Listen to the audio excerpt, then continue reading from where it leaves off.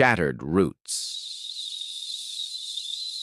The monsoon rain pelted against the tarp roof of Divya Sharma's temporary shelter behind the old community center in Jaipur. 3 weeks had passed since she'd walked out of her family home with nothing but a small backpack, her documents, and the weight of her parents' final ultimatum: marry Rajesh Gupta, the wealthy 45-year-old businessman they'd arranged, or be cut off forever. At 24, with a degree in digital art and dreams of creating educational animation, Divya had made her choice. Now, as water seeped through the corners of her makeshift tent, she wondered if pride alone could keep her warm. "You're still here?" Nandini, the elderly caretaker of the community center, appeared with a thermos. "I made extra chai. Come inside for a bit." Divya followed gratefully. The center was closed for the evening, its walls lined with children's paintings from daytime programs. "I found something," Nandini said, unfolding a newspaper clipping. "The Innovation Trust is hosting a public art installation next week. They're looking for volunteers. It pays a small stipend." Divya scanned the article. The Innovation Trust was a foundation started by some tech company she'd never heard of. They were creating an interactive mural representing Jaipur's future and needed artists and community members. "I'll go tomorrow," Divya said, her first spark of hope in weeks. The next morning, Divya arrived at the address, her portfolio of digital designs loaded onto her phone, the only possession from her previous life she couldn't bear to sell. About 20 other hopefuls waited outside the modern glass building that seemed out of place among Jaipur's more traditional architecture. "They're only taking 10 volunteers," a young man next to her whispered.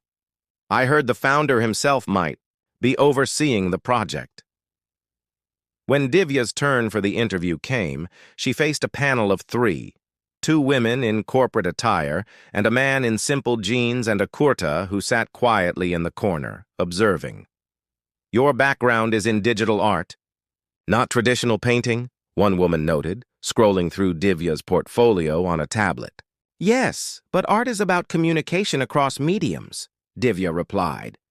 "I believe I can translate between the traditional artists and the digital elements you're incorporating. I also speak 3 languages, which might help with the diverse community participants." The quiet man in the corner leaned forward. "What does Jaipur's future look like to you?" His voice was soft, but direct. Divya paused, thinking of her own uncertain future. "A bridge," she finally said, "between what we've inherited and what we create ourselves, between obligation and choice." Later that evening, as Divya helped Nandini clean the community center in exchange for another night's shelter, her phone pinged with an email. She had been selected, not just as a volunteer, but as a project coordinator with a proper stipend. The message was signed simply, "Vikram Kapoor, Innovation Trust." That night, huddled under her leaking tarp, Divya researched Vikram Kapoor on her phone. The search revealed little. A reclusive tech investor worth billions, known for funding educational and artistic innovations but avoiding public attention. Most articles showed the same single photograph, a serious-looking man at a product launch years ago. She recognized him immediately, the quiet observer from the corner of her interview room. As she drifted to sleep, Divya wondered why someone like him would notice someone like her. She didn't realize that tomorrow would begin to answer that question, changing the trajectory of her shattered life in ways she couldn't yet imagine. Chance encounters. The community art project transformed an aging wall into something magical, a blend of traditional Rajasthani motifs and interactive digital elements that responded to touch. For 2 weeks, Divya coordinated between local artists, children from nearby schools, and the tech team that installed the sensors and projection systems. Vikram Kapoor appeared sporadically, often standing back, observing. Unlike other wealthy patrons Divya had encountered during her university internships, he asked questions instead of giving orders. "Why this color here?" Or, What made you place the sensor this way? On the third day, she found him attempting to explain to an elderly muralist how the digital overlay would work. May I? Divya stepped in, translating the concept into Marwari with cultural references the artist understood. The old man's face lit up in comprehension. You bridge worlds, Vikram said afterward, walking beside her as she inventoried supplies. Languages, generations, technologies, it's rare. Divya shrugged. Necessity. When you don't fully belong anywhere, you learn to navigate everywhere. She hadn't meant to reveal so much, but something about his attentive silence invited honesty. Later that afternoon, she found a package at her station, a professional digital drawing tablet with a note, "For after-hours ideas, VK." The project culminated in a community celebration. Children pressed their hands against the mural, delighting as digital flowers bloomed from their fingerprints. Local officials praised the integration of tradition and innovation. Divya stood back, satisfaction warming her despite the knowledge that tomorrow her temporary job would end. Her gaze drifted to where Vikram was speaking with the mayor. As if sensing her, he looked up and nodded slightly. After the crowds dispersed, Divya stayed behind, using her new tablet to capture final documentation for the project report. The evening air cooled as sunset painted the mural with natural light. "You're still working." Vikram's voice startled her. He sat on a bench nearby, jacket discarded, scrolling through his phone. "Final deliverables," she explained. "I want to leave." "Everything organized." He nodded, setting his phone aside. And then, the question hung between them, simple yet overwhelming. Divya had avoided thinking beyond this project. Her small stipend would afford perhaps 2 weeks in a proper hostel, time to search for another position. "I'll figure it out," she said, more confidently than she felt. "I have a proposition." Vikram's tone remained casual. "The Innovation Center is launching an educational animation division. We need someone who understands both the artistic and technical aspects, who can communicate across departments." Divya stared at him. "Are you offering me a job?"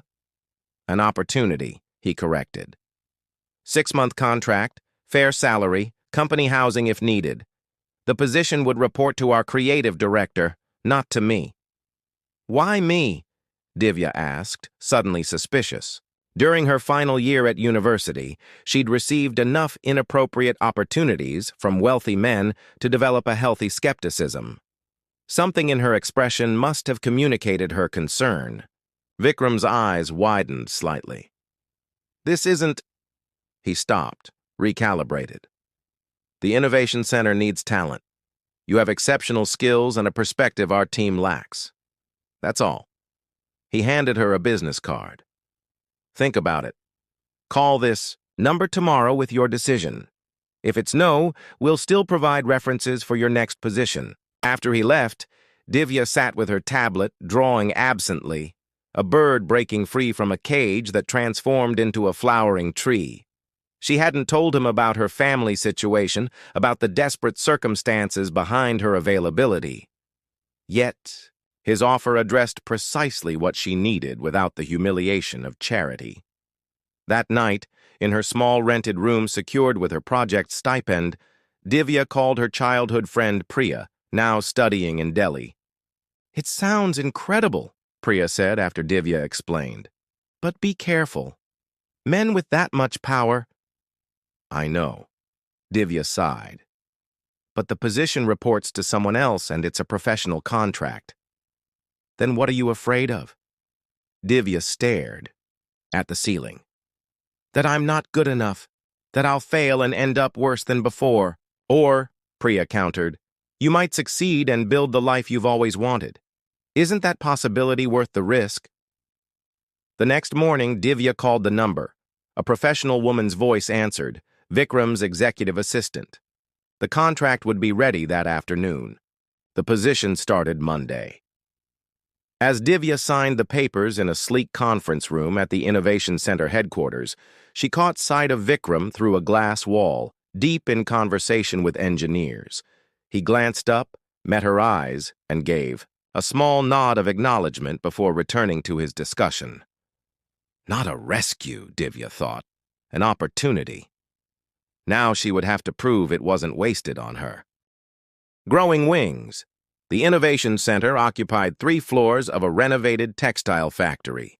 Divya's new workspace in the Educational Media Division featured large windows, state-of-the-art equipment, and a team of 12 other creative professionals, led by creative director Leela Murthy, a formidable woman in her 40s with international experience and exacting standards.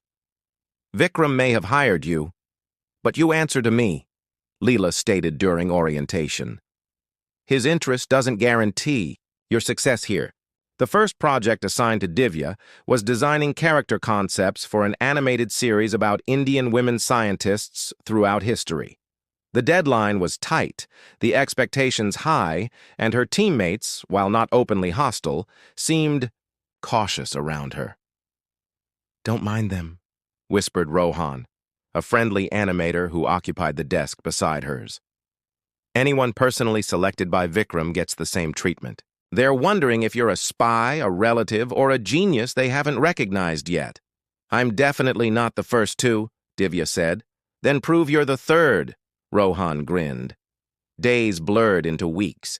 Divya worked longer hours than required, learning the company's systems, absorbing feedback, revising her designs until her eyes burned. The company apartment provided to her, a modest but comfortable studio near the office, saw little of her except for brief hours of sleep. One evening, struggling with a particularly challenging animation sequence, she found herself alone in the office past midnight. A soft knock on the door frame startled her. Vikram stood there, his own eyes tired, jacket discarded, sleeves rolled up. "You're working late. Animation deadline," she explained, straightening. "Shouldn't you be at some gala dinner or board meeting?" The corner of his mouth lifted. "I had my fill of those years ago. May I?" He gestured to her screen. For the next hour, they worked side by side, Vikram offering occasional suggestions, but mostly asking questions that helped Divya articulate her creative blocks. His understanding of the technical aspects surprised her. "You know animation? I started as a programmer creating education simulations," he said. "Before the investment, success. This was my first love." As weeks passed, these late-night encounters occurred occasionally. Never planned, always professional, yet increasingly comfortable. Divya learned that Vikram had built his fortune through early investments in educational technology, that he lived simply despite his wealth, and that the Innovation Center was his attempt to create opportunities he wished he'd had when starting out. She never told him about her family's rejection, though he seemed to intuit that she carried wounds. Similarly, she sensed a solitude in him that his success had only magnified. Meanwhile, her work began receiving recognition. The Women Scientists Project earned praise from client partners. Leela assigned Divya to lead a small team developing interactive storybooks. Her colleagues, seeing her dedication and talent, gradually accepted her presence as earned rather than granted. 3 months into her contract, Divya received her first substantial paycheck with a performance bonus. That weekend, she moved from the company apartment into her own rented flat, small but entirely hers. She bought second-hand furniture, plants, and a proper tea set. For the first time since leaving her family home, she felt rooted enough to build something. "You didn't use the company housing allowance this month," Vikram noted during one of their occasional evening conversations in the office courtyard. "I found my own place," she said. "Thank you for the opportunity, but I needed something that was mine." He nodded, understanding in his eyes. "The creative director tells me your contract will be extended. The educational ministry was impressed with your heritage language storybook designs." Divya smiled, pride warming her. "I've been meaning to thank you for seeing something in me." "I merely opened a door," he said. "You walked through it and built the room yourself."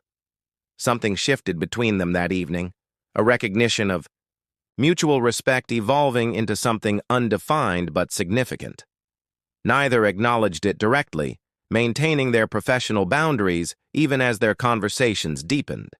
Then came the company's annual innovation showcase, where teams presented their projects to industry partners and potential clients. Divya's interactive storybook demonstration received enthusiastic response, including an offer of expanded government funding.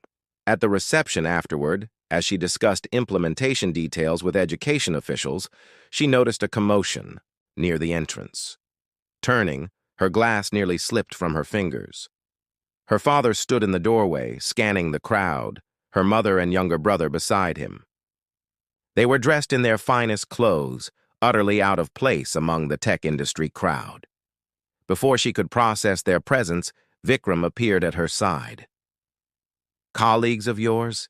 he asked quietly, noting her distress. "Family," she whispered. "The ones who disowned me." His expression hardened almost imperceptibly. "Would you like me to have security escort them out?" Divya straightened her shoulders. "No, I need to face this myself." As she moved toward the inevitable confrontation, she felt Vikram's steady presence. Behind her, not intervening but ensuring she wasn't alone. The thought gave her strength as her past and present collided with seismic force. "Storm clouds, Divya." Her father's voice carried the same authoritative tone she remembered, though his eyes betrayed surprise at her transformed appearance, the professional attire, the confidence in her stance. "Father, Mother, Arjun," she acknowledged, each with a small nod, maintaining a composed exterior despite her racing heart. "This is a private company event. How did you get in?" Her mother stepped forward, gold jewelry jingling softly. "We told the reception we were your family. They were very accommodating." Her gaze drifted pointedly to where Vikram stood at a respectful distance. "We've been trying to reach you for weeks." "Really? After 6 months of silence?" Divya kept, her voice steady. "What changed?" Her younger brother Arjun shifted uncomfortably.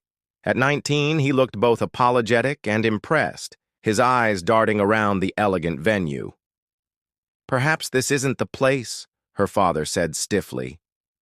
"We should discuss family matters privately." "I'm in the middle of a work event," Divya replied.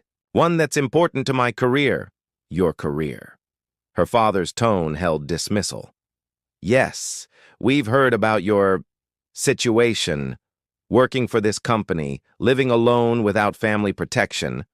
Leela approached, professional smile firmly in place. "Divya, the education minister is asking for you. The storybook expansion funding looks promising." Divya introduced her family briefly, noting the flicker of recognition in her father's eyes at the mention of government funding. "Perhaps we could meet tomorrow," Divya suggested, seeing an opportunity to separate this unwelcome reunion from her professional milestone. "For tea at a cafe." Her parents exchanged glances.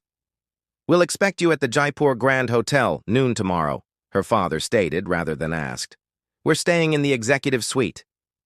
After they departed, questions flooded from her colleagues. Divya deflected them, maintaining her professional composure while internally processing the shock. Later, as the event wound down, she found herself in the quiet of the center's rooftop garden, staring out at the city lights. "They didn't know about your success until recently," Vikram's voice came from behind her. He handed her a cup of chai from the reception. That wasn't a reconciliation visit. Divya accepted the tea with a grateful nod. "How can you tell?" "They're surprised at seeing you in this environment. The timing, right after your project received ministry recognition and funding." He leaned against the railing beside her. "I recognize opportunism when I see it." "You sound like you have experience," she observed. A shadow crossed his face. "When my first company succeeded, relatives I hadn't seen in years suddenly remembered my existence. Old classmates became devoted friends overnight." They stood in companionable silence until Divya spoke again. The Innovation Trust was featured in the Rajasthan Business Journal last week. They mentioned my name in the education initiative. That's how they found me. What will you do tomorrow? Hear them out, she said. Then decide. The Jaipur Grand Hotel exuded old-world luxury. Divya, dressed in a simple but elegant salwar kameez, felt a familiar constriction in her chest as she knocked on the suite door, the same anxiety that had plagued her final months at home when every interaction became a battlefield. Her mother embraced her with performative affection. Her father gestured to an elaborate lunch spread already laid out. Only Arjun's awkward half-hug felt genuine. "You're looking well," her mother said, assessing Divya's clothes and appearance. "This company must pay adequately." "I earn my salary," Divya replied evenly. "Why did you come looking for me now after telling me I was dead to the family?" Her father cleared his throat. Harsh words were spoken in anger. "We've had time to reconsider." 6 months of time, Divya noted. "Coincidentally ending when my name appeared in a business journal." "Don't be disrespectful," her mother chided. "Your father has a proposition for you." The proposition emerged between courses. Her father's textile business was seeking government contracts for school uniforms. Divya's connection to the education ministry through her work could prove valuable. Additionally, Rajesh Gupta, the rejected suitor, had expanded his business interests into educational technology and remained unmarried. "He still asks about you," her mother added meaningfully. "A reconciliation could benefit everyone." Divya set down her fork. "Let me understand. You want me to use my professional connections to help secure contracts, possibly compromise my career ethics, and reconsider marrying a man I rejected, all to benefit the family that disowned me. We are giving you a chance to return to the family with dignity," her father stated. "Your brother's marriage prospects have been damaged by your rebellion. You owe us this much." Arjun looked up. "I never blamed you, Didi," he said quietly. The conversation deteriorated from there. Veiled threats emerged, rumors they could spread about her living situation, suggestions about contacting her employers with concerns. "Vikram Kapoor has a reputation to maintain," her father said. "If he knew the kind of family troubles surrounding his employee—" "Mr. Kapoor is fully aware of my situation," Divya interrupted, rising from the table. "Unlike you, he values my work on its own merit." Her mother's eyes narrowed. "So that's how you secured your position? We raised you with better values than to trade on your—" "Don't finish that sentence," Divya warned, anger finally breaking through her composure. "My relationship with Mr. Kapoor is professional. My position was earned through talent and hard work, concepts this family never recognized in me." She left the suite with her father's threats echoing behind her. Outside, rain had begun to fall, matching her turbulent emotions. Without conscious decision, she found herself heading toward the Innovation Center rather than her apartment. The security guard waved her in despite the weekend closure. Her team often worked irregular hours. She made her way to her workspace, seeking the comfort of familiar surroundings. "I thought I might find you here," Vikram said softly from the doorway. He too had apparently come to work despite the weekend. "How was the reunion?" The compassion in his voice broke something in her. For the first time since leaving home, Divya allowed herself to cry, for the family that couldn't love her as she was, for the months of lonely struggle, for the bitter confirmation that blood connections guaranteed nothing. Vikram didn't offer empty platitudes. He sat beside her, a steady presence until the storm passed. "They threatened to cause trouble for you, for the company," she finally said, wiping her eyes. "I should have kept my distance, not drawn them to my workplace. I've weathered worse threats from more powerful entities," Vikram assured her. "Your family has no leverage here." As evening shadows lengthened across the office, their conversation shifted from her family's demands to more personal terrain. For the first time, Vikram spoke of his own estrangement from relatives who valued his money more than his happiness, of relationships damaged by wealth and power imbalances, of his retreat from public life after a particularly painful betrayal by a former partner. "Is that why you noticed me?" "Another damaged soul?" Divya asked, their usual professional boundaries softened by shared confidences. "I noticed your talent first," he replied honestly. "But perhaps I recognized something familiar in your determination to build a life on your own terms." When they finally left the center, the night air had cleared after the rain. Vikram insisted on driving her home, their conversation continuing easily despite the shifting context from workplace to personal space. Outside her apartment building, he hesitated. "Divya, I want to be clear about something.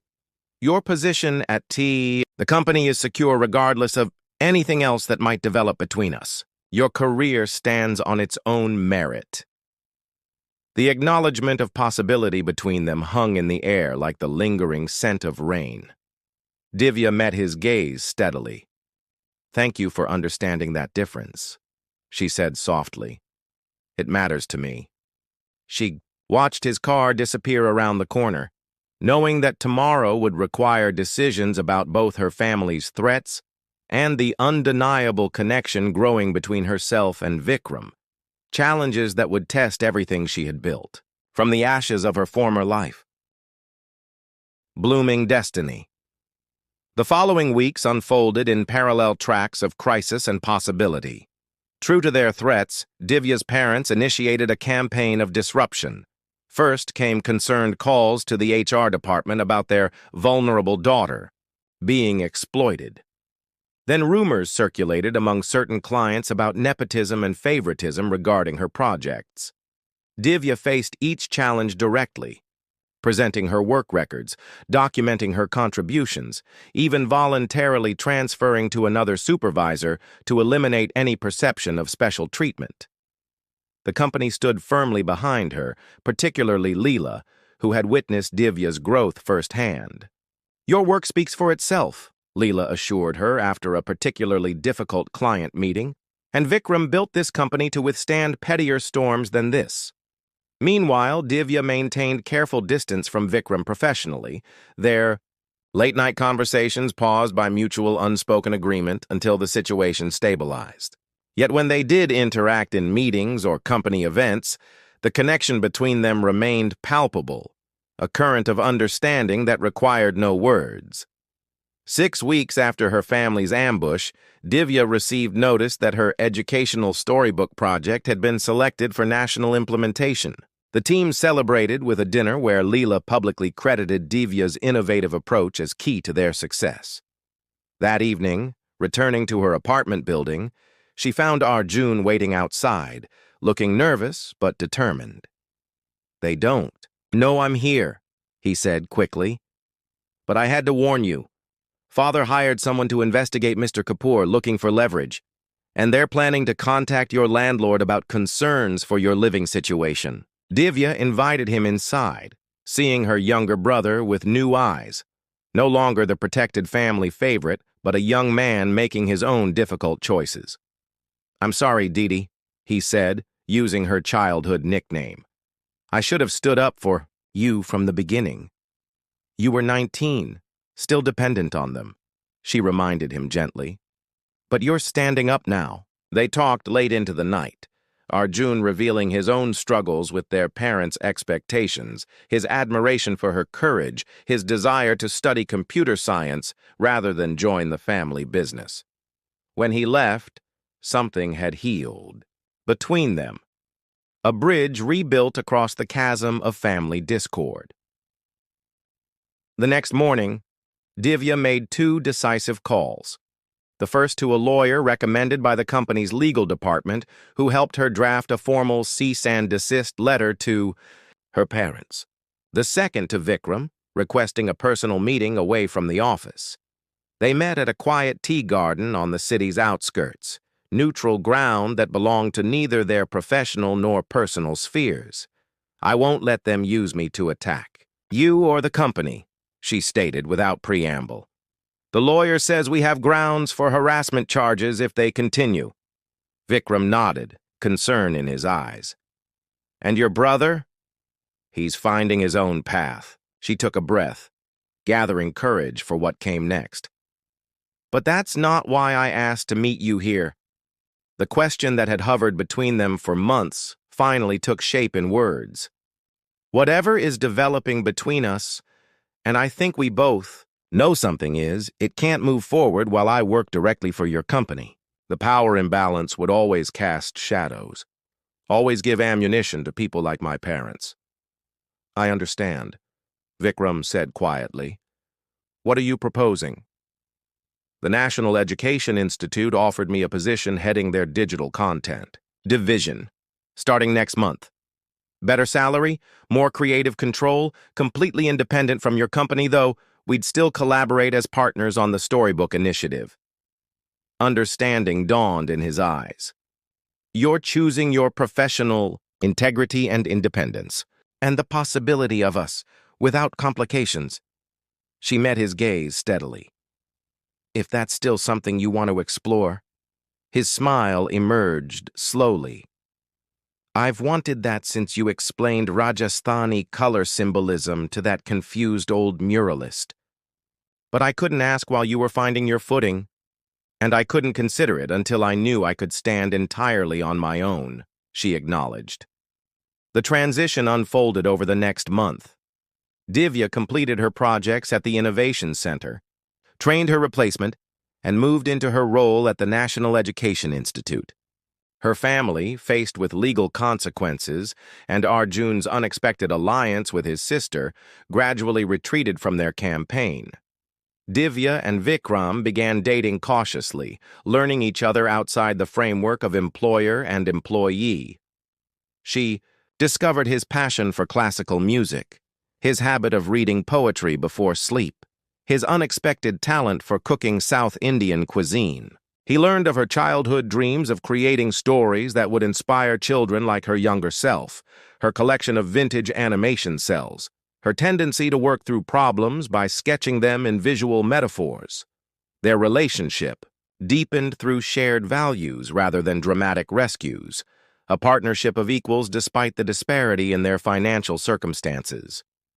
When challenges arose, as they inevitably did, they faced them together. His board's concerns about his more public profile since dating her, her occasional insecurities about their different backgrounds, the persistent whispers about her calculated advancement.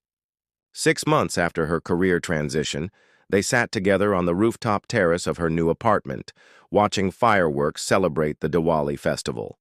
Below them, the city glittered with countless small lights in windows and doorways, each representing lives and stories as complex as their own.